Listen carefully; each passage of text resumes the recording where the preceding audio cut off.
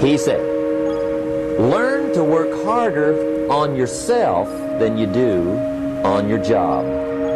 For things to change for you, you've got to change. Otherwise, it isn't going to change. Before I met Mr. Shoaff, I used to say, I sure hope things will change. Right?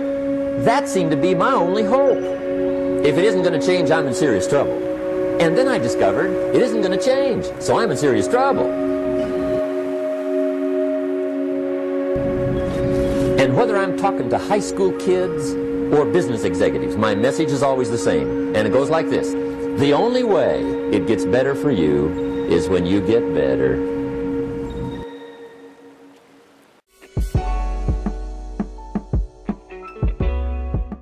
I used to have this funny list called Reasons for Not Looking Good. I used to blame the government.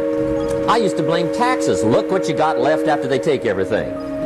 I used to blame the weather. I blamed the traffic. I blamed the community. That's a pretty good list for not doing well, isn't it? I'll never forget one day, Mr. Shoaff was very kind, but he was also very blunt. He said, Jim, just out of curiosity, tell me, how come you haven't done well up until now? Excellent question.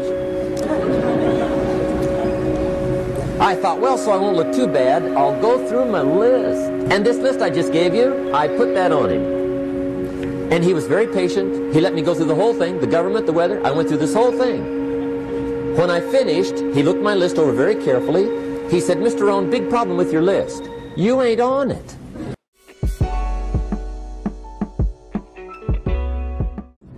See, I used to blame everything outside. And then let me give you a little philosophy that helped turn my life around.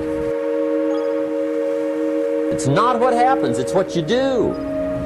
What happens is about the same. What people do, that's what's different. Somebody says, yeah, but you don't understand the disappointments I've had. Come on. Everybody's had their share. Disappointments are not special gifts reserved for the poor. Everybody has them. The difference is what you do about it. So here's one of the key questions of the evening. Starting tomorrow, what are you going to do that'll make a change in your life's direction?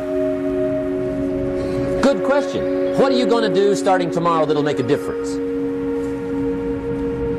Now see, if you don't do something starting tomorrow that'll make a difference, guess what? It's gonna be the same.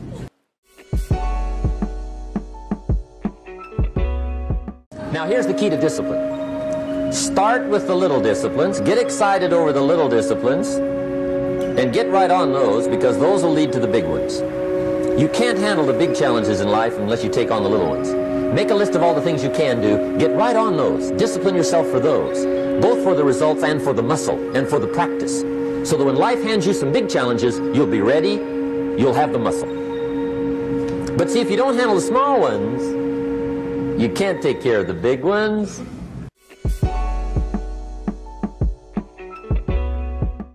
Now let me give you a little simple formula for goal setting. I've divided goals into two parts.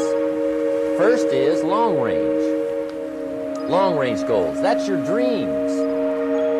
Your dreams for the next 3, 5, 10, 20, 30, 40 years. Actually, the rest of your life. Your better future is a dream for yourself and for your family. Where do you want to go? What do you want to do? What do you want to be? What do you want to see? You've got to dream dreams. There's a Bible phrase that says, without dreams and visions, people perish.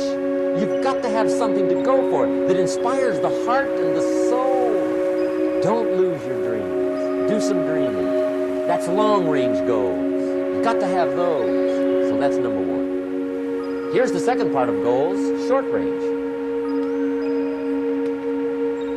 Short-range goals. That's your goals for tomorrow, this week, this month, this year. The immediate future.